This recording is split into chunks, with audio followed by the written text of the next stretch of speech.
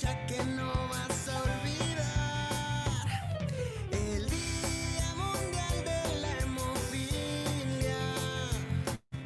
El Día Mundial de la Hemofilia. El Día Mundial de la Hemofilia. El Día Mundial de la Hemofilia.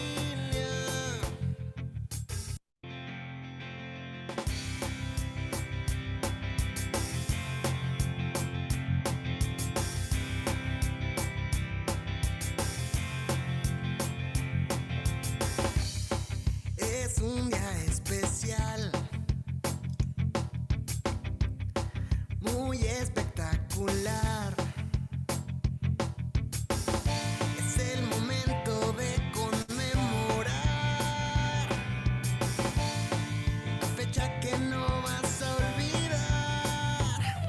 El Día Mundial de la Hemofilia. El Día Mundial de la Hemofilia.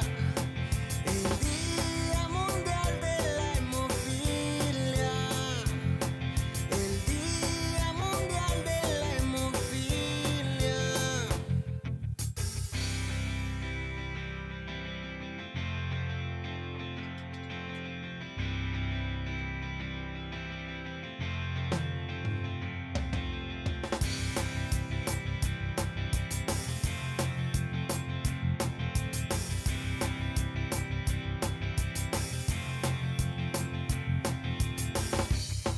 Es un día especial, muy espectacular. Es el momento de conmemorar, fecha que no vas a olvidar. El Día Mundial de la Hemofilia. El Día Mundial de la Hemofilia. El Día Mundial de la Hemofilia. El Día Mundial de la Hemofilia.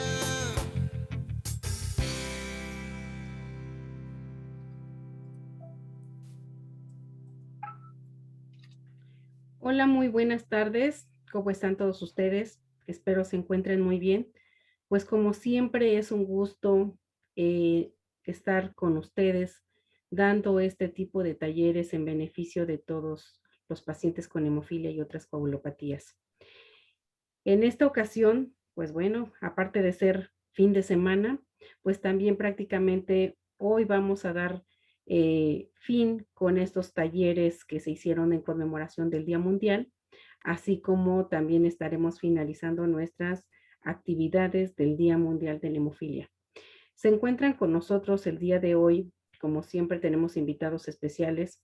Tenemos con nosotros al doctor Roberto Garibaldi, quien nos acompaña desde Guadalajara y quien será nuestro moderador en esta actividad.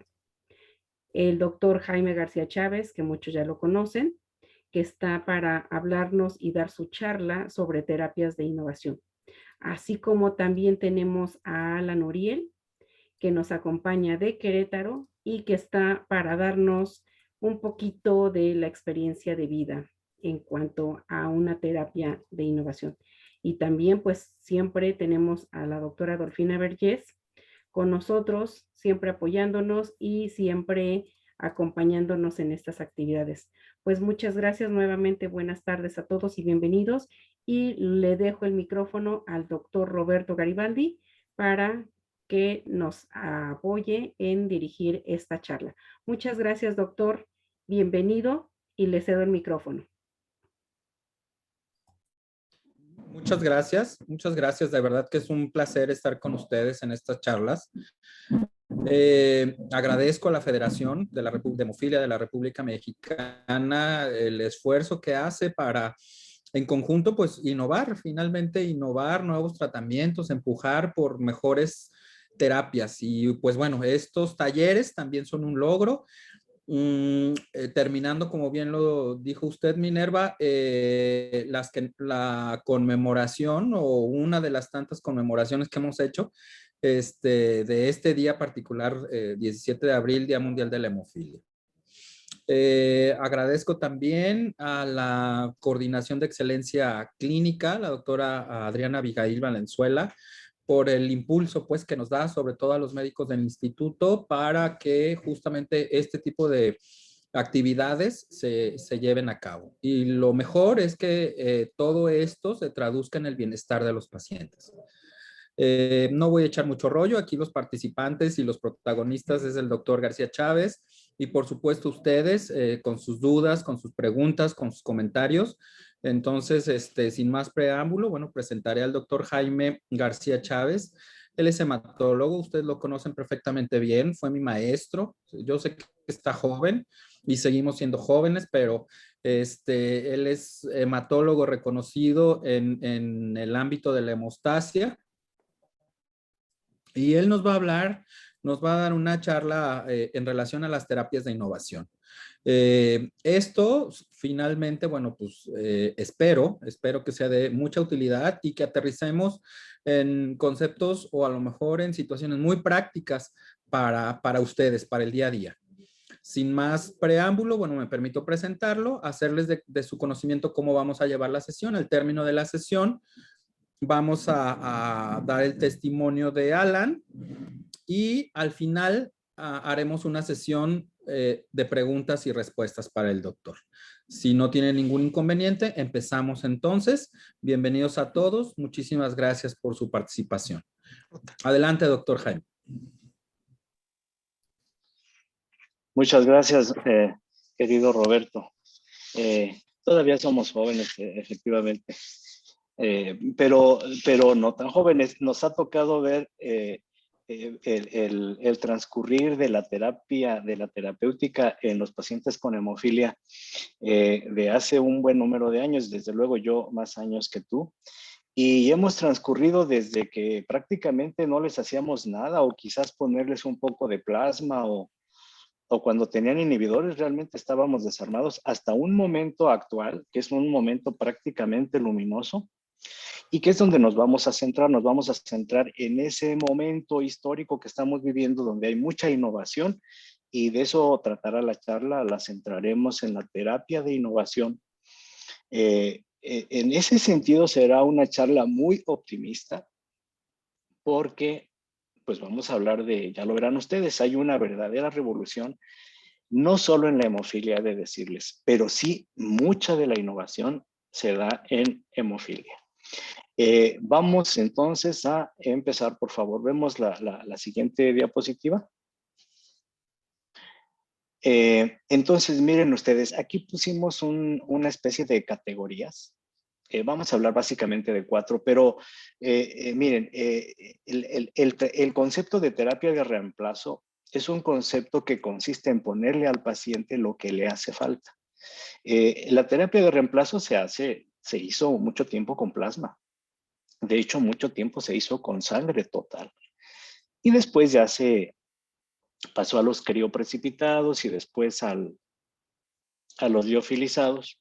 Y ahora los recombinantes. Esa es la terapia de reemplazo. El concepto es fácil de entender, solamente ponerle al paciente lo que le hace falta. Ahorita está de moda y no solo de moda, sino además está al alcance, lo tenemos al alcance. Por fortuna, no todos los países tienen esa fortuna de tener la terapia de no reemplazo. Es decir, un concepto diferente de tratar la hemofilia que no es de reemplazo. También ya la tenemos en el país, ya tenemos experiencia y está al alcance de nosotros. Y tenemos ya en camino la terapia, una terapia también innovadora que se llama terapia de rebalanceo. El nombre está así medio rebuscado, pero sigue siendo terapia de no reemplazo, solo que con una modalidad distinta. También hablaremos de ella. Y un poco acerca de la terapia génica, que la terapia génica, miren, no quiero desanimarlos, pero yo tengo escuchando la terapia génica que ya viene desde hace más de 30 años y no acaba de llegar. Y les voy a mostrar resultados clínicos y todo, todavía no está en el mercado, pero bueno, hasta ahorita es la esperanza de la curación de la enfermedad y yo creo que se va a lograr. Sin embargo, no será para todos. Ya les mostraré algunas imágenes para tratar de entender por qué, a pesar de que uno la desea, no solo para la hemofilia, sino para muchas otras, el curarla. Y la ciencia nos ha permitido eso, si podemos hacerlo. Sin embargo, no todo mundo es candidato. Vamos a ver la que sigue, Héctor, por favor. Miren, voy a empezar con este grupo de medicamentos que no son exactamente innovadores, pero sí es un recurso adicional. Todavía no nos llega al mercado mexicano, pero el año que entra estará con nosotros. Son los factores de la coagulación de vida media larga. Sí, es prácticamente lo mismo con una modificación que hace que vivan un poco más tiempo en la sangre, en el cuerpo del paciente, y que entonces eso se traduce en menos piquetes, en menos carga terapéutica. En ese sentido, bueno, el concepto no es malo. ¿Qué tal que yo con una sola ampolleta a la semana esté siendo suficiente para mantener una profilaxis? No suena nada mal. Vemos la que sigue. Entonces, estos medicamentos, el principio es muy simple de entender. Son los mismos factores de la coagulación que ya utilizamos, que ya están en el mercado, pero tienen una pequeña modificación en sus moléculas. Se les agrega algo. Lo más común es que se les agregue albúmina o alguna fracción de las inmunoglobulinas o que se les dé un pegilado. Cualquiera que sea el aditamento que se le ponga a la molécula, el concepto es el mismo. Es ponerle algo a la molécula para que viva más horas. Y de esa manera el paciente tendrá menos inyecciones, pues menos carga terapéutica, que es algo con lo que cargan los pacientes, estarse picando. Ese es el tormento que tienen de estar todo el tiempo pinchándose toda la vida. Esta modalidad nos reduciría un poco o un mucho esa carga. Entonces, estos medicamentos ya están autorizados, ya se usan en algunos países y en México los tendremos en el mercado el año que entra. Tampoco es para todos, habrá un nicho al que van dirigidos, quien se beneficie más de estos medicamentos. Nada es para todos, eso yo creo que tenemos que entenderlo. Los seres humanos no somos iguales y los pacientes con hemofilia tampoco. Cada uno somos únicos y tenemos necesidades diferentes. Y lo que tienen estos nuevos agentes terapéuticos es que le ofrecen al médico y también al paciente, por supuesto, como más opciones. El futuro de la medicina es la terapia individualizada. Eso es lo que viene y creo que es lo que conviene, que tengamos el tratamiento que necesitamos. En este momento les damos el mismo tratamiento a todos. Si ustedes se fijan, hagan ese razonamiento, el tratamiento es igualito, cambian un poco las dosis y eso, pero la idea, la terapéutica, hacia donde apunta es a lo personalizado. Vemos la siguiente, Héctor, por favor. Bueno, esta imagen yo creo que hasta no la podemos brincar. Bueno, ahí podemos ver el factor 8 y el factor 9. Las dos moléculas estarán en el mercado con la característica de vida media prolongada. Los que más se beneficiarán son los pacientes de hemofilia B. El factor noveno, en este sentido, en esta terapia de vida media larga, son los que han tenido más éxito, porque permite que el paciente con una ampolleta a la semana, el paciente esté muy bien. Vemos la que sigue, por favor, Héctor. Y miren, la pegilación, en el mercado ya existe la pegilación y no es nueva, es un recurso que se utiliza en terapéutica desde hace muchos años, pero en hemofilia apenas está empezando. Y les decía que consiste en pegarles polietilenglicol, una molécula sencilla, de hecho, no es una molécula compleja. Se le pega a la molécula y con eso el cuerpo no elimina tan rápido el factor y entonces nos permite menos piquetes. En términos prácticos y en términos de interés para los pacientes, pues tendrán un nivel de factor en el cuerpo niveles terapéuticos más tiempo que lo hacen los factores que tenemos en este momento. ¿Vemos la que sigue? Bueno, aquí tenemos algunos, está en inglés, pues, pero el mensaje es muy simple. Vean ustedes las barras de colores, la verde y la marrón, aunque a veces se desvirtúa un poco, pero los factores de media larga, les decía, lo que aumenta es el número de horas que viven estos medicamentos en el organismo. Entonces, el mensaje realmente es muy simple. Básicamente, las inyecciones serán menos frecuentes. Vemos la que sigue. Miren, ahí está. Vean el factor noveno. ¿Qué tal? El factor noveno de vida media larga, vean la barra que será, la barra naranja o amarilla, no sé cómo la vean, y la barra verde. ¿Cuántas horas vive? Es un montón de horas el nuevo tratamiento. Es aquí donde se ve muy, muy, muy claro que estos medicamentos serán de beneficio para algunos. Les decía, para los pacientes de hemofilia B, más que para los de A, pero también para los de A. Ya verán, también se benefician, no tan notoriamente, pero sí les disminuye la carga terapéutica. Entonces, con esa imagen se pueden dar idea, es más del doble incluso para este grupo, para estas marcas que están aquí. Vemos la que sigue.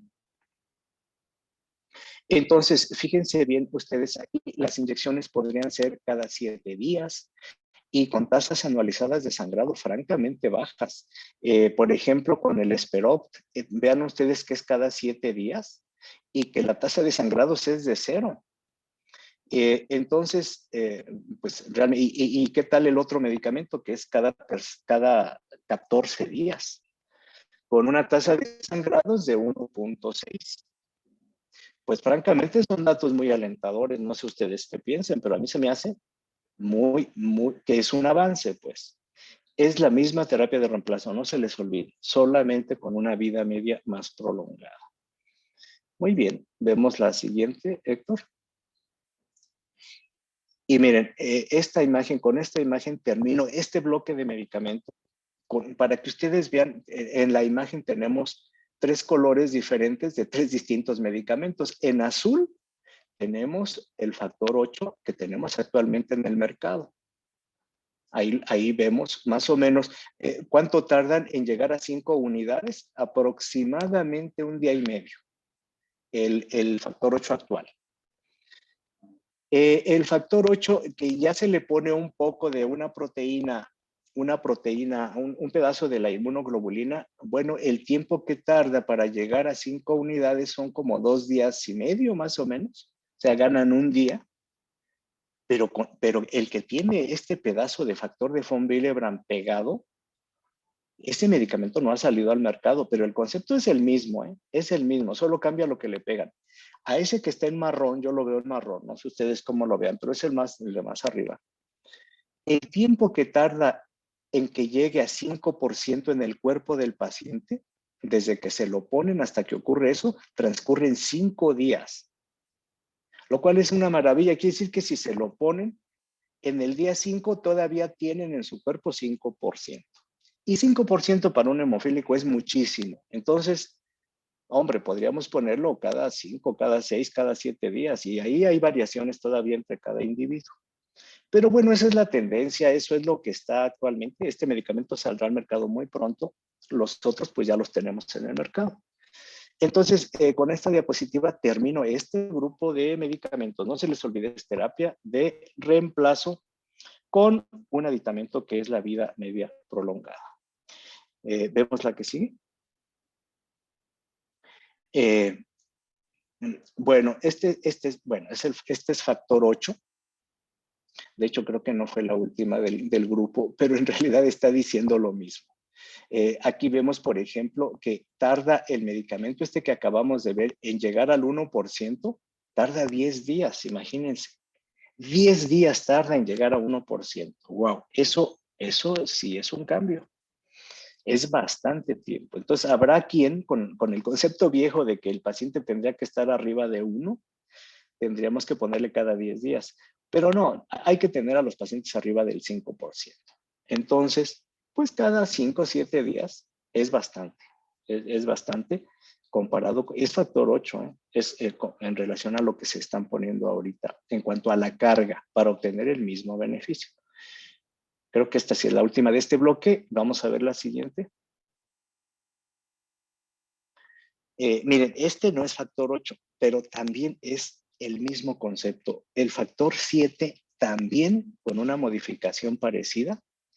Fíjense cuánto dura este medicamento. El 7 ustedes saben que vive 2 horas. Nosotros cuando lo prescribimos se lo tenemos que poner al paciente cada 2 o cada 3 horas estirándole un poco. Bueno, con este medicamento que además tiene la grandísima ventaja de ser subcutáneo, la vida media es de muchas horas, muchísimas horas. Es todo una revolución. Entonces, subcutáneo y de vida media larga, el factor 7. Esto todavía no está en el mercado, pero también seguro que no tardará en cuanto pase todas las pruebas que exigen las agencias. Lo podremos tener en el mercado. Pero los pacientes que tienen inhibidor saben muy bien de lo que es el factor 7. Los que no tienen inhibidor capaz que ni lo conocen. Pero este medicamento es muy eficiente en detener el sangrado de los pacientes que tienen inhibidor. Pero tiene un problema que es de vida media muy corta. Entonces, con esta modificación, esa vida media se prolonga muchas horas. Entonces, pues es algo que nosotros vemos con buenos ojos. Habrá que ver todavía la seguridad. Habrá que ver si no tenemos problemas con la seguridad. Vemos la que sigue.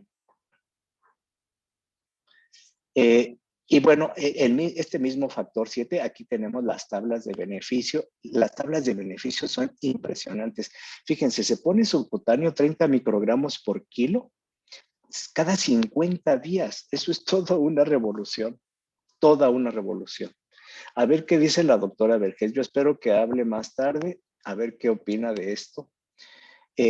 Entonces, pues ahí se los presento. No solo sería para deficiencia de factor 7, para hemofilia con inhibidores, sino también para la trombastenia de Glassman. Entonces, pues es un medicamento que llena un hueco ahí, una necesidad.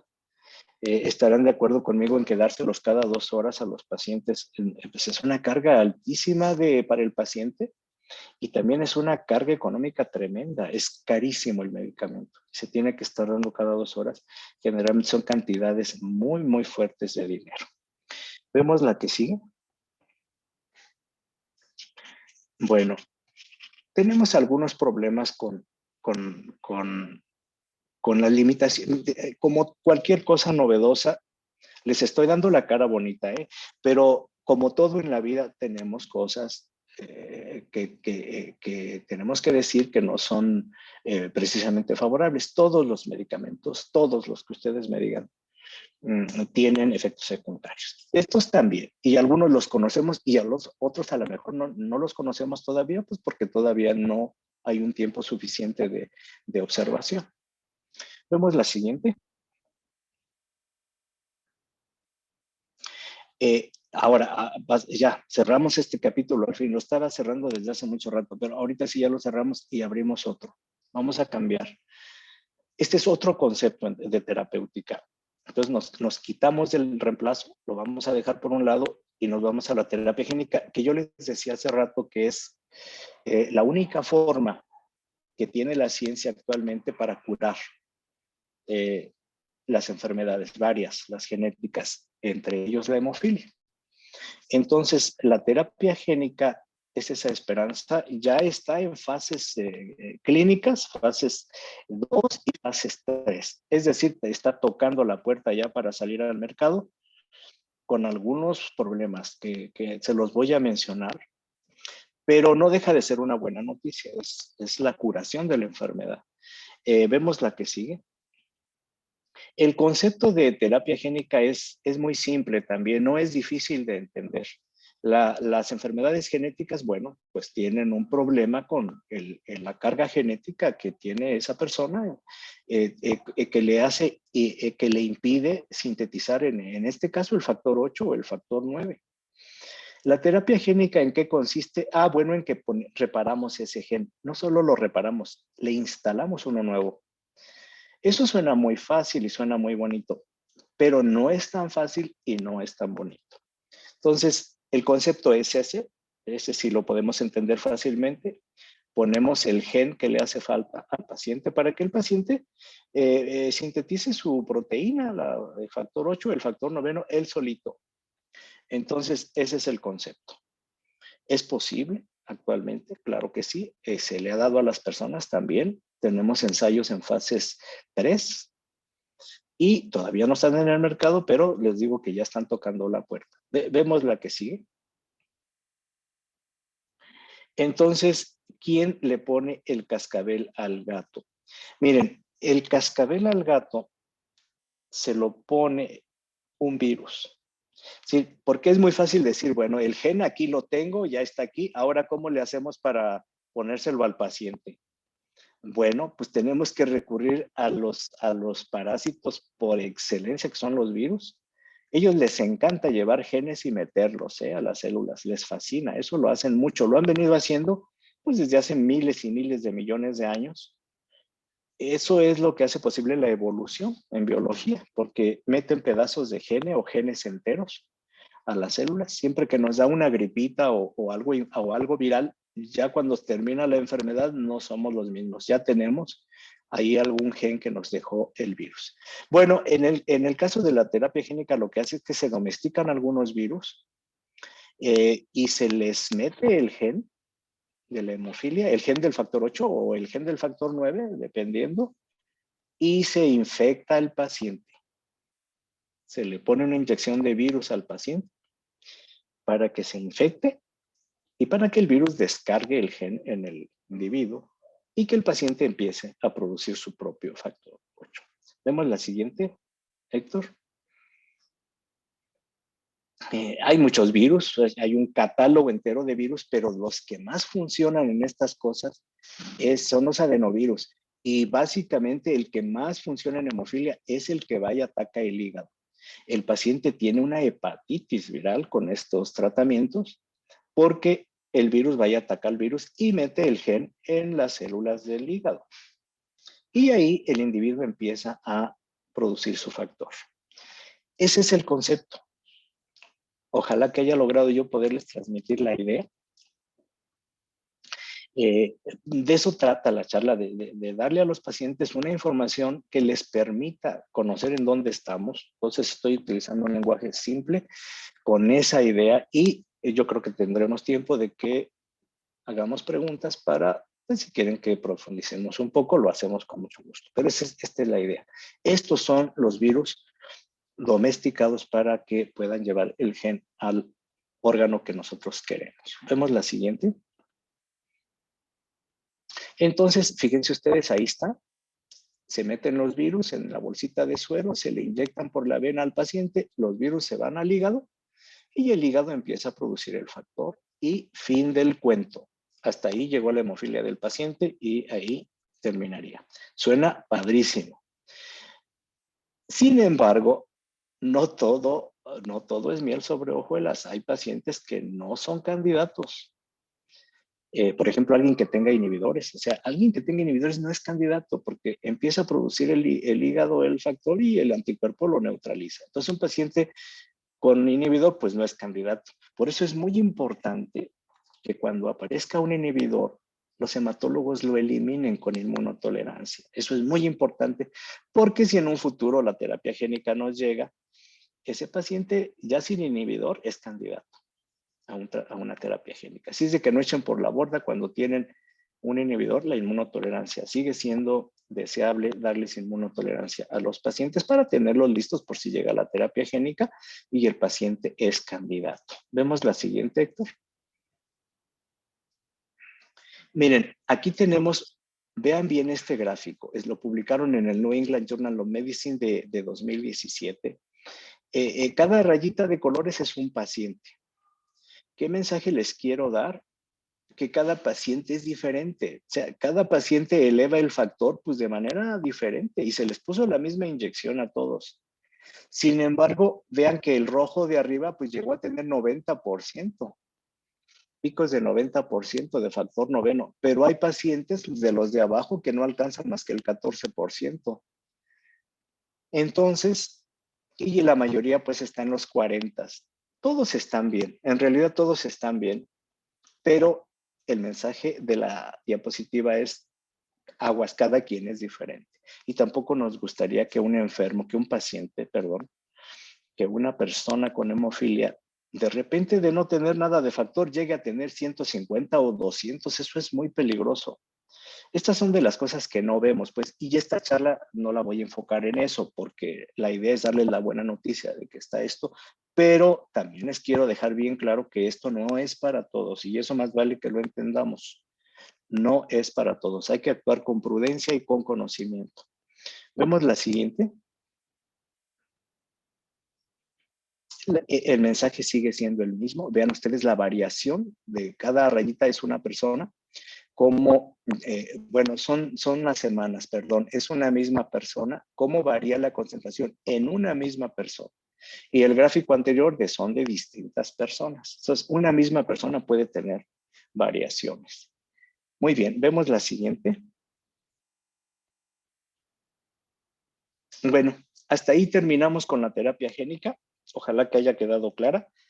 Y vamos a pasar a otro concepto, el tercero. Es la terapia de no reemplazo. Estos tratamientos son una novedad, es algo novedoso. Yo les quiero ser francos, yo no vi venir esto, salió de repente,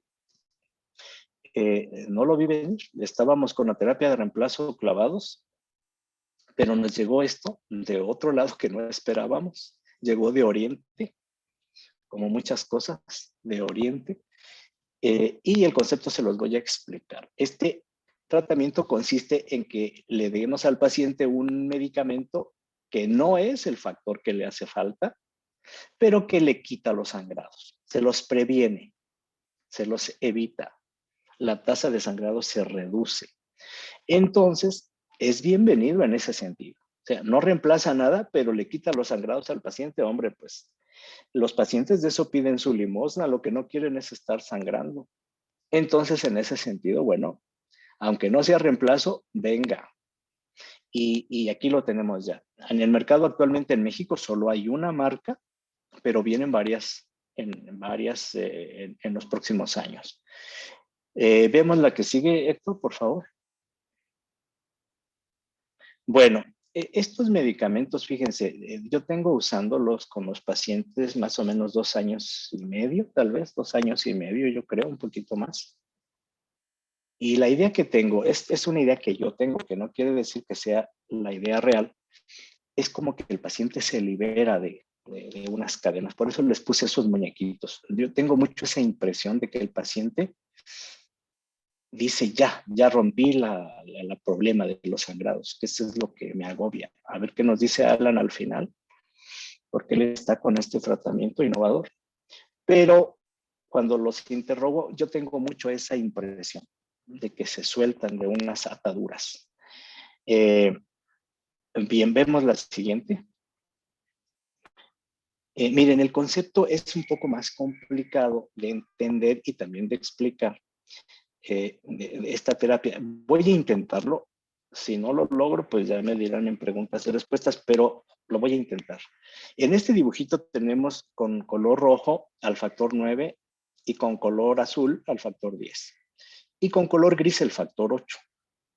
Es un dibujito que muestra la reacción que ocupa el factor 8 para generar la trombina que nos evita los sangrados, que nos tapa y nos pone un tapón ahí para no sangrar. Esto es lo que no tienen los pacientes con hemofilia, por ejemplo, que no tienen el factor 8. Y entonces, aunque tengan factor 9 y factor 10, pues no hay factor 8, pues la reacción no ocurre y entonces el paciente no produce sellos para el sangrado y el sangrado, pues no tiene quien le pare el alto, la sangre se sigue saliendo. Ese es así en términos muy simples lo que ocurre con un paciente con hemofilia. Vemos la que sigue. Miren, Aquí tenemos pues la ausencia del factor 8, la hemofilia en dibujitos. Si tuviéramos que dibujar a la hemofilia, la dibujaríamos así. O sea, están ahí las células, está la membrana celular, los iones de calcio, está todo listo, pero no está el factor 8. Y entonces, como no está el factor 8, pues el paciente produce factor 10 en cantidades 200,000 veces más lento que alguien que tiene factor 8. Es impresionante. Ojalá que me capten el dato. Se los voy a decir de otra manera. Si a un paciente que tiene hemofilia le pongo factor 8, aumento 200,000 veces la capacidad de ese paciente para generar el sello de fibrina. Es muchísimo, es un mundo, es tremendo. Entonces, eso es lo que hace el factor 8. Acelerar la generación de fibrina. 200,000 veces. Muchísimo, creo yo. Vemos la que sigue.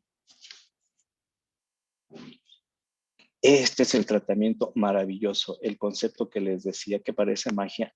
Bueno, pues los ingenieros en bioquímica diseñaron esto que parece una Y que está ahí donde, en el arco donde debería estar el factor 8. Y esa molécula, mucho más chiquita, desde luego, que el factor 8, mucho más pequeña, más simple, hace un poco como imitar al factor 8. Es un imitador, un mimético le llamamos nosotros, pero es un imitador en términos populares. Pero desde luego no logra la eficiencia que ha logrado la naturaleza, ¿no? La naturaleza llega a 200,000 veces la aceleración. Este medicamento no llega a tanto, es hecho por el hombre, es artificial, apenas alcanza unas cuantas veces más, 10 veces. Pero 10 veces para un hemofílico es muchísimo, es muchísimo. Entonces, pues, en mi caso, yo como hematólogo estoy encantado que un paciente yo le pueda subir 10 veces su capacidad de síntesis. No, estoy expresándome mal. Le subo 10 veces la capacidad de producir el sello de fibrina. Y eso hace diferencia. La diferencia es tremenda de estar sangrando 52 veces al año a sangrar 0 o una vez al año. Es una diferencia tremenda, tremenda. Entonces, estos son medicamentos innovadores, pero son innovadores en el concepto. Me da hasta trabajo explicarlo, pero también en la vía de aplicación. Es subcutáneo y también en la frecuencia. Se pone una vez al mes. Entonces, por donde lo vean, esto es una revolución. Esto no lo habíamos visto antes. Yo no lo había visto ni en hemofilia ni en otras enfermedades. Este avance así tan impresionante, de sangrar 52 veces a no sangrar nada, pues casi es la curación. Y digo casi porque no es la curación. Estrictamente no. El paciente sigue con su hemofilia, no se ha curado de nada. Simplemente, pues, que la tasa de sangrado se reduce muchísimo. ¿Vemos otra? Bueno, ahí está. Es lo mismo, no sé por qué lo puse. Vamos a ver otra.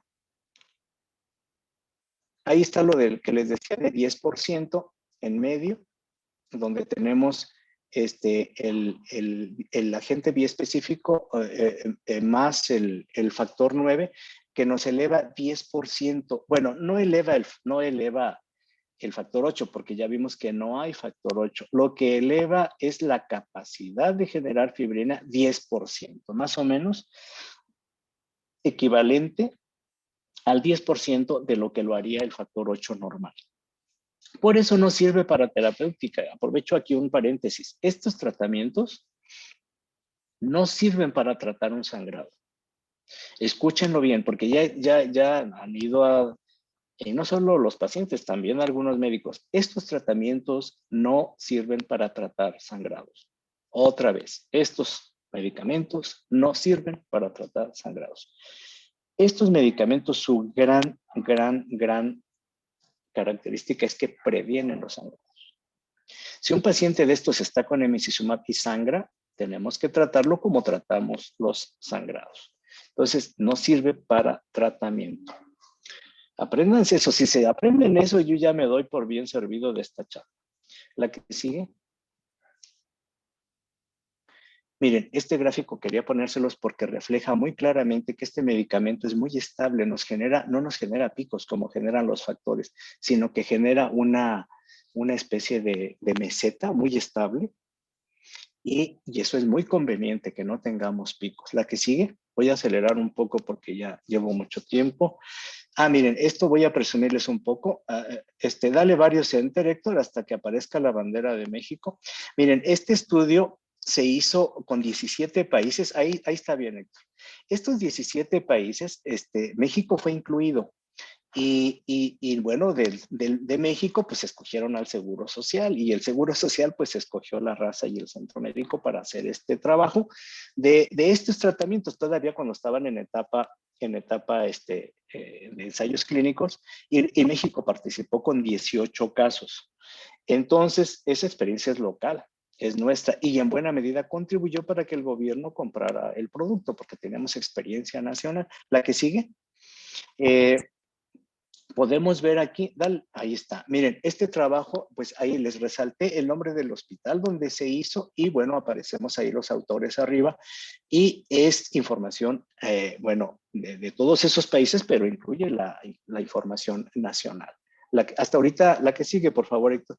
Hasta ahorita todavía no lo publicamos, está solamente, se ha presentado en los congresos mundiales, internacionales, pero todavía no lo publicamos, pero estará publicado sin duda alguna en unos meses más. Miren, de nuestros pacientes del Seguro Social, 12 pacientes en 2 años presentaron 0 sangrados, 0, así como lo escuchan, ni un sangrado. Entonces, bueno, pues son buenas noticias. Esto no puede uno dejar de comunicarlo porque pues, no lo habíamos visto antes. Vemos la que sigue. Bien, y miren, esto es ya esta tablita que les pasé antes, pues es del Seguro Social, es de nuestra experiencia. Pero esta que están viendo es el estudio de todos los 17 países. Y quiero que vean los porcentajes de 0 sangrados, o sea, de 100 individuos que lo reciben, ¿qué porcentaje de esos individuos tienen 0 sangrados? Bueno, los porcentajes andan en los 90%, como ustedes pueden ver ahí, o sea, entre 80 y 90% de los pacientes que reciben el tratamiento no sangran ni una sola vez al año. Eso es noticia, a mí me parece. No sé a ustedes qué les parezca, pero es una notición. ¿Vemos la que sigue?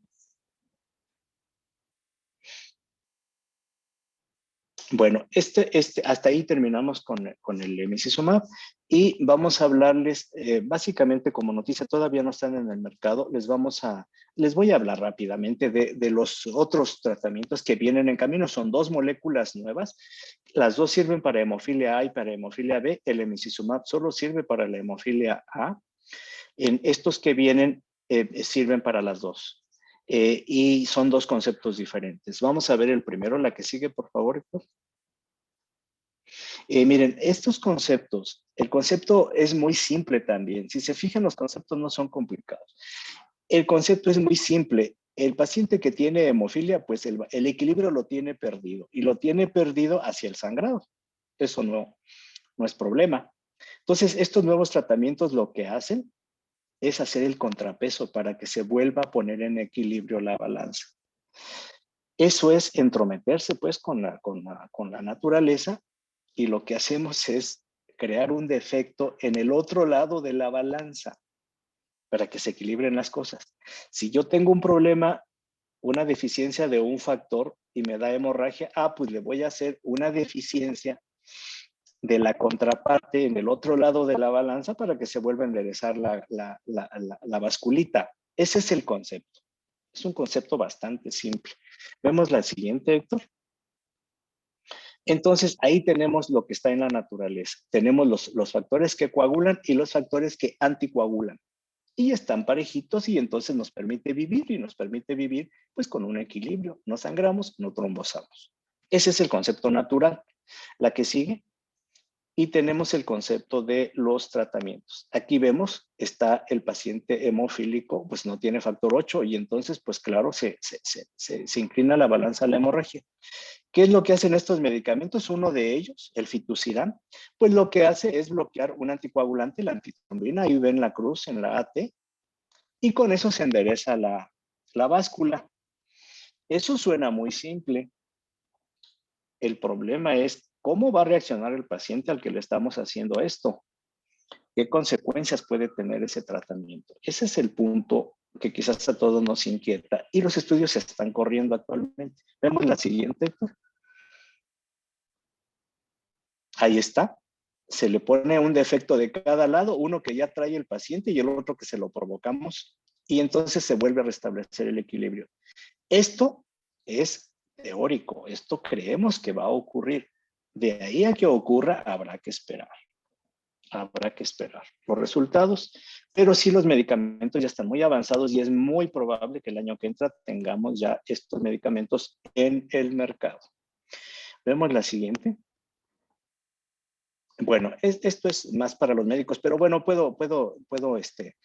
creo que sí puede dar algún mensaje. Ahí vemos en rojo cómo está la generación de trombina de los individuos que están voluntarios sanos. Y vemos cómo los pacientes que tienen deficiencia de antitrombina alrededor de los 20 o los 40 tienen niveles de trombina altos en relación a los que son naturales, que son normales, que están en el 100, pues. Los que están en el 100, vemos que esos pacientes pues tienen muy poquita trombina. Entonces le damos el chocho el medicamento y sube como si fueran los individuos normales, un poquito menos de los individuos normales. Esa es la idea, eso es lo que ha salido, esos son datos ya de pacientes y que apuntan pues a un reequilibrio, como decían los dibujitos, para que el paciente deje de sangrar. ¿Vemos la que sigue? Y este es un esquema donde se ve que la antitrombina normalmente bloquea el factor 10 y la trombina. Entonces, cuando lo bloqueamos con el medicamento, pues deja el factor 10 y deja la trombina en paz. Y entonces el paciente con hemofilia generará fibrina más fácilmente. Y de esa manera se cree que sangrarían menos. ¿La que sí? Y bueno, ahí tenemos el mismo concepto. Ya no tengo mucho tiempo. Vemos la que sigue para hablarles del otro medicamento. Bueno, las diferencias del sangrado antes del estudio y después del estudio, ¿no? Cómo mejoran en la tasa de sangrados. La que sigue. Este es el otro medicamento. Este lo hace Novo Nordisk, también lo va a sacar en breve. Es un medicamento que bloquea el inhibidor de la vía extrínseca. Tenemos dos vías de coagulación. La vía larga la tiene bloqueada el paciente con hemofilia, pero la vía corta no, esa está normal. Entonces, este medicamento va a la vía normal y la potencia para que no se apague y siga funcionando a pesar de no tener el factor 8 o el factor 9 y de esta manera mantienen la hemostasia. Esa es la idea. Vemos la que sigue. Creo que es todo. Sí, creo que es todo. Bueno, pues también el tiempo creo que terminamos un poquito pasaditos, pero bueno, le regreso los micrófonos a Robert, al doctor Garibaldi, y para seguir y a ver si podemos tener algunas preguntas. Adelante, Robert. Sí, excelente presentación. Creo que es muy sencilla y muy fácil de entender para los pacientes. Sí hay bastantes preguntas. Me gustaría presentar, si no tienen inconveniente de una vez, a Alan Uriel Hernández. Él es un paciente de Querétaro con hemofilia A, con un inhibidor, con hemofilia A severa, con un inhibidor de alta respuesta, que está ya afortunadamente en tratamiento con uno de estos miméticos, con el emicizumab. Me gustaría que compartiera su experiencia, Alan, si estás ahí, para al final continuar con las preguntas, que son bastantes. Yo creo que finalmente escuchando el testimonio pues, de un paciente, seguramente se sentirán más motivados para preguntar. Alan, ¿estás ahí? Muchas gracias, doctor Roberto. Bueno, pues yo me llamo Alan. me diagnosticaron hemofilia al año y 8 meses. Y pues como cualquier niño hemofílico, no entendía lo que me decían mis padres de que no, pues no corrieras, no brincaras, que no me golpeara, porque ya sabían ellos de pues en qué situación me podría meter si me llegara a suceder algo. Y bueno, ya conforme el tiempo iba pasando, pues ya iba pues madurando y entendiendo pues mi enfermedad. Aproximadamente a los 7 años, pues me diagnosticaron pues inhibidor del factor 8.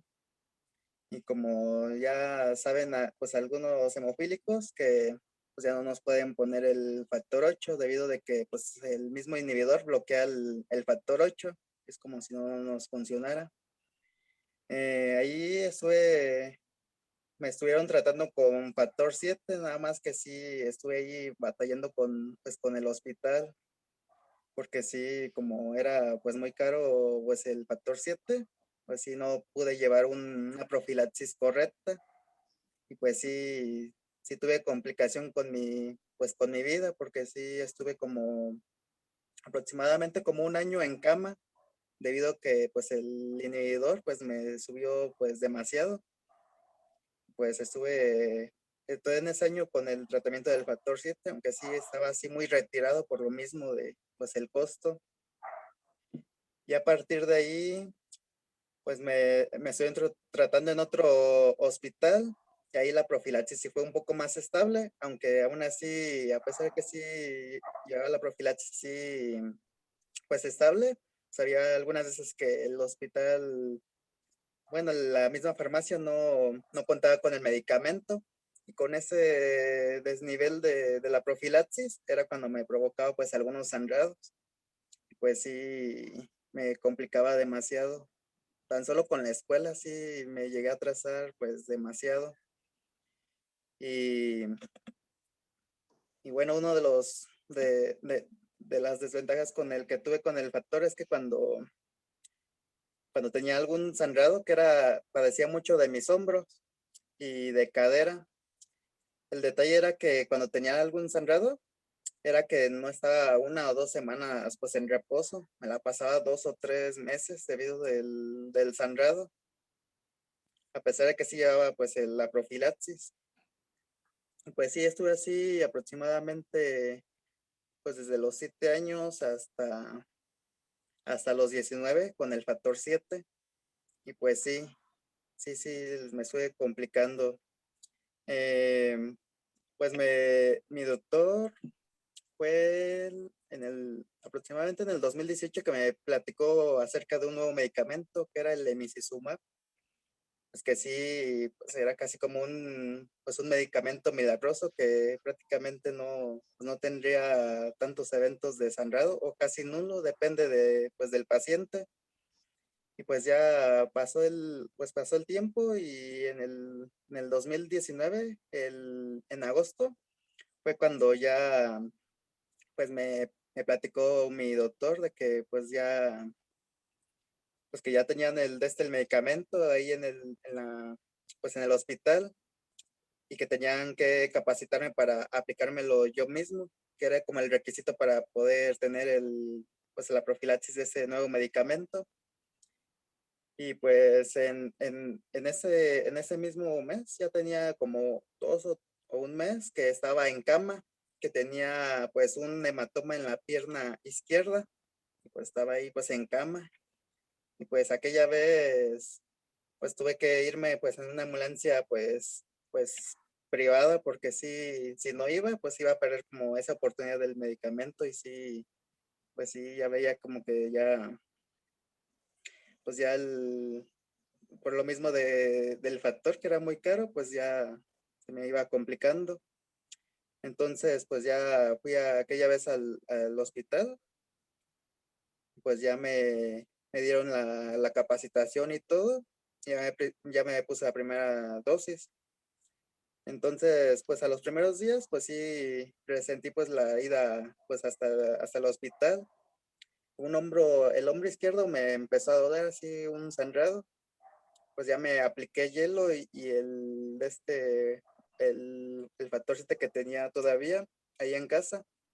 Entonces ya conforme iba pasando las aplicaciones de las dosis, pues ya me iba estando estable pues mi coagulación, aproximadamente como a las 4 o 5 dosis ya estaba totalmente estable pues la coagulación, que fue cuando ya me empecé a levantar de la cama, y pues la Asociación de Hemofilia de Querétaro me invitó a unirme a rehabilitación física a distancia, y pues es la que he estado llevando ahorita a este largo del tiempo, y aproximadamente no he tenido ningún sangrado. Solo he tenido unos pequeños esguinces, pero no he tenido ni inflamación ni sangrado, y la recuperación ha sido pues muy rápida. Aproximadamente pues de mi esguince de un tobillo que tuve, me tardé entre 2 o 3 días, pero aún así pues me he llevado los mismos cuidados que debe tener un hemofílico, no porque el nuevo medicamento evita que sangre que sangre, pues no tengo que descuidarme, que irme a jugar fútbol o andar ahí jugando con los amigos, que a los empujones o cosas así que pueden perjudicar a un hemofílico. Entonces, en eso hay que cuidarnos a pesar de que ya tengamos pues ese medicamento. Pero sí es muy importante que llevemos un tratamiento de rehabilitación, ya sea en casa o si podemos ir a algún centro de DIF a que nos valoren, y a base de eso nos den pues una serie de ejercicios de rehabilitación, porque sí, pues para un hemofílico, pues entre más fuertes sean sus articulaciones, pues hay menos posibilidades de lastimarnos y así evitar sangrados. Pero sí el medicamento me ha sido pues de gran ayuda, así como nos comentaba el doctor Jaime García de todos los avances de los medicamentos. Pues sí se ha notado una gran innovación con este medicamento, este emicizumab.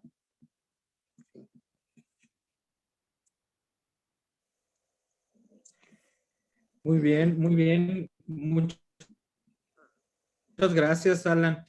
Creo que es muy enriquecedor para toda la comunidad de personas que viven con hemofilia el escuchar tu testimonio. Quiero agradecer que se acaba de conectar con nosotros, nos acaba de acompañar el doctor Luis Durán. Él, bueno, es conocido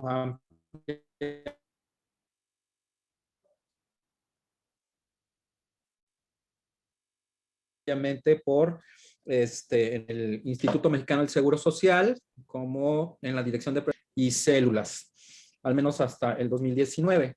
Igual tiene amplia experiencia, por supuesto, en la Secretaría de Salud Federal, en el Centro Nacional para la Salud de la Infancia y la Adolescencia también, en años pasados. Bienvenido, doctor Durán. Muchas gracias por haberse conectado con nosotros. Vamos a dar inicio a las preguntas, y hay varias. Las traté de ordenar, doctor Jaime, si está listo para responderlas, me dice. Primero hablan sobre la disponibilidad en México de los factores de vida media prolongada. Mencionan, bueno, que ya están disponibles en otros países, que si tiene algún conocimiento usted de cuándo estarán llegando a México y cómo saber si el paciente pudiera ser candidato o no. Sí, doctor Garibaldi. Los medicamentos sí están por llegar, llegan probablemente el año entrante al mercado. Eso no quiere decir que estén disponibles, tienen que pasar a la agencia que tenemos en nuestro país, que es la COFEPRIS. Tienen que dar su visto bueno, tienen que analizar los estudios, el producto, y finalmente tomar la decisión de autorizar o no autorizar el medicamento. Y una vez que esto ocurra, bueno, ya empieza la etapa de mercado que hacen las empresas para venderle al gobierno o a quien quiera comprar el producto. Entonces, los medicamentos vienen, no los veo accesibles tan rápido. En otros países ya están, en muy pocos, no es algo que esté generalizado, Básicamente es en Europa y en Estados Unidos donde ya los están utilizando en algún nicho de pacientes. No es para todos los pacientes que quisieran insistir en eso, beneficiará a cierto grupo de pacientes. Y la otra pregunta, una era si iban a llegar y la otra, Robert, no me acuerdo cuál ¿Qué es. pacientes pudieran ser candidatos para este tipo Ah, de ok. tratamiento? Sí, serían los pacientes, por ejemplo, que tienen problemas de acceso venoso o pacientes que requieren muchos piquetes para tener una tasa de sangrados baja, aceptable. Esos pacientes se podrían beneficiar de estos medicamentos de vida media prolongada para aumentar el apego de los pacientes a los tratamientos. Es un problema eso de que tengamos los medicamentos y el paciente no se apega, pues porque es un enfado estarse picoteando toda la vida, eso se entiende un poco. Ocurre mucho el desapego en la adolescencia, una etapa difícil en la que el paciente abandona un poco o un mucho eh, la profilaxis por la cantidad de piquetes. Esos pacientes, a lo mejor en ese momento, se podrían beneficiar de menos piquetes, porque sobre todo en hemofilia B, ahí sí es muy notorio, de ponerse 3 a ponerse 1. Y con farmacocinética capaz que hasta menos de 1 por semana. Entonces, esos serían los nichos que se beneficiarían y las fechas más o menos en las que tendrían en México y que lo tengamos ya disponible para recetarlo, todavía no lo veo tan cercano. Muy bien, yo creo que la explicación quedó clara. Seguimos con algunas preguntas. Hay algunas interesantes en relación a la terapia génica, doctor. Varias gente está preguntando si hay alguna edad limitante para recibir esta terapia génica, es decir, qué tan seguro es. Hay varias en ese sentido. Y si requieren esto, bueno, seguramente tratamiento continuo, es decir, aplicaciones múltiples de este virus para asegurar esta producción del factor deficiente. Eso es en relación a la terapia génica. Sí, sí, la terapia se pone una sola vez, se infecta al paciente una sola vez y puede prender o no prender, que también yo les decía que es maravillosa la idea de que ya el paciente se cure, está muy bien, pero no todos lo lograrán. Habrá quien tenga anticuerpos contra el virus, por ejemplo, imagínense ustedes que ese virus que lleva el mensaje se encuentra con anticuerpos contra ese virus, entonces el anticuerpo lo hace pedazos y el virus nunca llegará al hígado a sembrar su gen. Entonces, esa gente que tenga anticuerpos, pues definitivamente no es candidato para la terapia génica. Peligros sí hay. Les decía a ustedes en la charla que todos los medicamentos, el que ustedes me digan, todos tienen efectos secundarios o riesgos potenciales. Y desde luego hay varios riesgos aquí y son de los que están descritos en los ensayos. Experiencia pues no hemos tenido. Pero le he escuchado a varios hematólogos, entre otros a la doctora Vergés, decir que bueno, si yo tengo un paciente con hemofilia y tengo terapia génica y tengo estos miméticos, hay un grupo de hematólogos que dice yo prefiero el mimético, que no me cura, pero tengo tasa de 0 sangrados y no tengo tantos riesgos que pudiera tener con la terapia génica. Hay varios temores con la terapia génica. Uno, pues que el gen se siembre en un terreno que no es el correcto y que entonces le desacomode los genes al receptor y que esto se haga, nos dé una perturbación genética. Pues sí, eso es posible. Sí. No tenemos la certeza que el virus va a encajarlo donde debe, pudiera fallar esa parte. ¿Qué otro riesgo? bueno, la hepatitis, ¿no? La hepatitis que sufre el paciente, que quede muy dañado, que le dé una reacción como la del COVID, por ejemplo. Imagínense una reacción inflamatoria tan tremenda como la del COVID, que no le ocurre a todos los pacientes, pero a lo mejor un paciente por ahí le da una reacción que le deja el hígado todo cirrótico. Bueno, pues ese sería un inconveniente. Todas estas cosas las tiene que analizar el médico que daría el tratamiento potencialmente y charlarlo con el paciente. La medicina en el futuro siempre tendrá que ser pensada. El paciente, el médico, y el paciente decidirá finalmente ya con la información en la mano, que sí son terapias muy invasivas. Si ustedes se ponen a pensar meterle un gen a una persona, pues es un acto de invasión realmente profundo hasta los genes. Entonces, sí es para pensarse. No creo que la noticia suena padrísimo, pero ya cuando uno llega a aterrizarlo, pues ya tiene uno que pensar muy bien el darlo o no darlo, o el aceptarlo o no aceptarlo. Incluso, perdón, doctor, agregaría los pacientes que tienen desafortunadamente infección concomitante por virus de hepatitis C o B. Es decir, como usted mencionaba, que el terreno donde llega ese virus pues, no es el más adecuado. Entonces, estos pacientes seguramente no serán candidatos para este tipo de tratamiento. Claro, buen punto, Robert. Sí, muy bien. Hay otra pregunta, vamos a seguir un poco. Y hay una pregunta que me parece aquí interesante. Mencionan, ¿es mejor una terapia de no reemplazo? Es decir, no sé, una terapia de mimético o de rebalanceo o de alguna otra cosa versus el factor 8. No sé qué nos pueda Muy comentar. buena pregunta. Sí. Claro que sí, Robert, sí conviene, qué bueno que hacen la pregunta. Hasta el día de hoy, el estándar de oro sigue siendo el factor que le hace falta al paciente. Es la terapia de primera elección, es ponerle al paciente lo que le hace falta. Y yo estoy de acuerdo con esa postura que es casi universal. También está una corriente mucho más chiquita que dice pues, que hay que darles, por ejemplo, el mimético. Yo no creo, es decir, la naturaleza siempre habrá que privilegiarla. Y la naturaleza, nosotros usamos el factor 8 como procoagulante, pero seguramente que el factor 8 tiene otras funciones que el mimético no tendría. El mimético solamente mimetiza la parte coagulante del factor 8, pero otras cosas que hace el factor 8 sabemos de varias. Interviene en el metabolismo de los huesos, por ejemplo. No sabemos a la larga si las gentes que tienen el mimético tendrán algún problema con los huesos. No lo sabemos porque tiene muy poco tiempo de estarse utilizando. Entonces, la pregunta en corto es, ¿la terapia de reemplazo es prioritaria sobre la terapia mimética por las razones que acabamos de decir?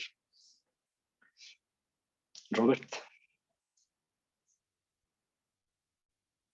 Ay, perdón, sí.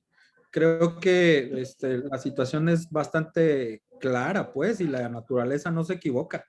Hay que darle al paciente lo que tiene deficiente, finalmente. Digo, estas moléculas son maravillosas y se antoja mucho darlas para todo. Usted hace la mención de que efectivamente, pues, no se tratan los sangrados de ninguna manera con emicizumab. Y bueno, seguimos con las preguntas si no tienen inconveniente. Ya casi estamos por terminar. Justamente del tratamiento de emicizumab mencionan cómo se podría ser candidato un paciente a terapia con emicizumab y qué estudios y cada cuándo se realizan en el laboratorio clínico los pacientes con emicizumab. Sí, buen punto también. Actualmente el emicizumab se licitó con el gobierno federal y se tiene en las instituciones para pacientes que tienen hemofilia con inhibidor. Ese es el blanco. Inicialmente las agencias reguladoras tanto de Estados Unidos como de Europa lo autorizaron solo para pacientes con hemofilia A que tienen inhibidor. Después las mismas agencias lo autorizaron para los pacientes que tienen hemofilia sin inhibidor. En nuestro país hasta ahorita está autorizado para los pacientes que tienen hemofilia A con inhibidor y también para un grupo muy selecto de pacientes, súper selecto de pacientes con hemofilia A que no tengan inhibidor, pero que tengan algún problema que nos dé trabajo. Por ejemplo, alguien que no tenga, por ejemplo, acceso venoso y que lo podamos demostrar. Este medicamento se sesiona en un grupo colegiado, se presenta el caso al grupo colegiado y el grupo colegiado no es una persona la que decide, es un grupo de médicos especialistas en el tratamiento de la hemofilia y se decide grupalmente. Entonces, eso contestaría la primera parte de la pregunta. Y la segunda, ya se me olvidó, ya tengo amnesia, Robert. ¿Cuál es la segunda parte? No, ¿Cuál es en relación a los exámenes clínicos y la Ok, periodicidad ok. de estos en los pacientes con emicizumab. Sí, buen punto. Fíjense que los exámenes esto no contesta la pregunta, pero lo menciono. El emicizumab normaliza todas las pruebas que hacemos por coagulometría, las pruebas que hacemos normalmente. En otras palabras, si un paciente está en emicizumab y va a un laboratorio y se hace su tiempo de protrombina, se hace su tiempo de tromboplastina, se mide el factor 8, todo eso le sale normalito, como si el paciente fuera sano. Pero esos datos son falsos. Y son falsos por el medicamento, pues el medicamento aparenta en el laboratorio que todo está muy bien, pero no es verdad. Eso es muy importante anotarlo. Ahora, exámenes de laboratorio se pueden hacer para medir la realidad, que el dato no sea falso. Se usan técnicas que no son coagulométricas y se usan reactivos que no son humanos, sino que son de bovino, de suero bovino. Esto desde luego encarece las pruebas. Ahora, ¿para qué quisiéramos las pruebas? Bueno, por ejemplo, si un paciente tiene emicizumab y sigue sangrando mucho, bueno, tendríamos que ver si está funcionando o no, o si tiene un inhibidor ahora contra el emicizumab, que eso siempre que damos un medicamento podría ser una posibilidad. De hecho, están descritos en baja tasa, muy baja tasa, pero están descritos. Entonces, pues se puede hacer porque como hacemos con los inhibidores, normalmente les medimos 2 veces en los adultos, en los niños es mucho más frecuente. En los adultos se los medimos 2 veces por año y si fuera necesario antes porque no respondan o porque el paciente de repente ya no le funciona el medicamento, pues también puede ser una decisión clínica, lo podemos hacer en cualquier momento. Con emicizumab tendríamos que medir les decía, con reactivos especiales y con un objetivo en específico. Estarle midiendo nada más por medirlo no tiene sentido si el paciente tiene una tasa de 0 sangrados. Ojalá que haya quedado contestado. Sí, creo que sí. Hay una pregunta para ti, Alan.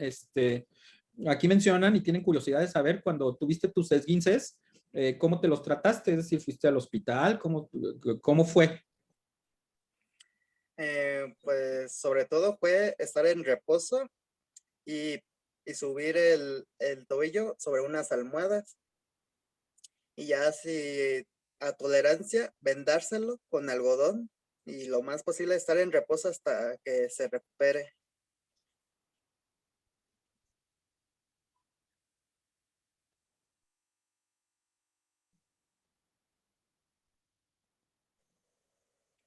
Perfecto, digo, esto creo que cuando hay un sangrado o hay algo que ya los está avisando que hay alguna situación anormal en alguna articulación o algún músculo, pues la primera medida es el reposo, por supuesto, ¿verdad? Pero quizá, digo, no sé, me da la impresión de que preguntaban si te pusieron algún otro medicamento más, en el sentido de que, bueno, estás con emicizumab, ¿verdad? No me pusieron otro medicamento porque, bueno, yo ya hace tiempo que no presento sangrados en los tobillos, pero como no era pues un sangrado, era solamente como un esguince, porque cuando presento sangrados en los tobillos, pues empieza el dolor y la articulación está pues caliente, pero como en esa ocasión solamente sentía pues el dolor como un esguince, no presentaba pues inflamación ni dolor, sobre la articulación, pues ahí se deduce que, pues, que no hay ningún sangrado activo, y entonces solamente pues estoy en reposo. Bien, finalmente igual, no sé si tú sentiste lo mismo que dijo el doctor García Chávez al estarte aplicando el emicizumab, es decir, se te liberaron para ti, te sentiste ya libre en cierto aspecto, pues sé que estás muy consciente y tú lo has mencionado, te sigues cuidando, debes de seguirte cuidando, es decir, tus articulaciones tienen que seguir estando más sanas en rehabilitación, etcétera, etcétera, pero cambia, eso es lo que quisiera que nos platicaras, cambia tu perspectiva de la vida, cambia tu perspectiva de la enfermedad, cambia tu perspectiva del tratamiento con este nuevo.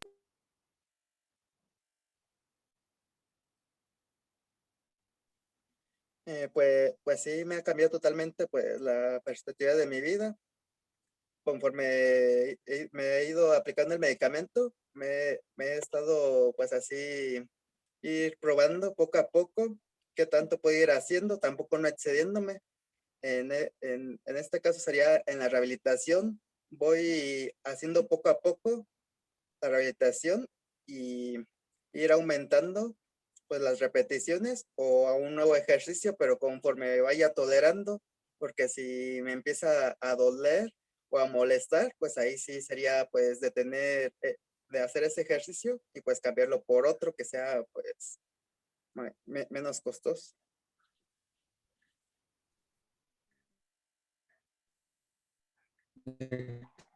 Excelente, Alan, muchas gracias. Hay algunas otras que comentar. Quiero darle la palabra a la doctora Adolfina Vergés. No sé si tenga algún comentario final para posteriormente hacer el cierre ya de la presentación. No, pues muchísimas gracias, Roberto, por darme la palabra. Pues muchísimas felicidades a ambos, tanto al coordinador como al ponente. Fue excelente. Aprendimos todos. Ya vemos que nos están llegando otros medicamentos, ya está el 7 de vida larga, ese yo no lo conocía, entonces qué bueno que también nosotros los médicos aprendemos en estas sesiones, y muchísimas gracias a la Federación de Hemofilia de la República Mexicana por esta sesión, por este curso, en conjunto con el Instituto Mexicano del Seguro Social, a quien también agradecemos, al doctor Durán, a la doctora Valenzuela, por el apoyo que dieron a la Federación de Hemofilia para que se pudiera llevar a cabo este curso. Muchísimas gracias a todos. Muchas gracias, doctora. Entonces, pues no me queda más que introducir a la doctora Adriana Abigail Valenzuela. Ella es la titular de la Coordinación de Excelencia Clínica, gran impulsora de nosotros y trabajando pues en conjunto con la Federación de Hemofilia de la República Mexicana, quien hará el término, pues los honores para terminar estas jornadas en conmemoración al Día Mundial de la Hemofilia. Adelante, doctora Valenzuela, si nos puede compartir.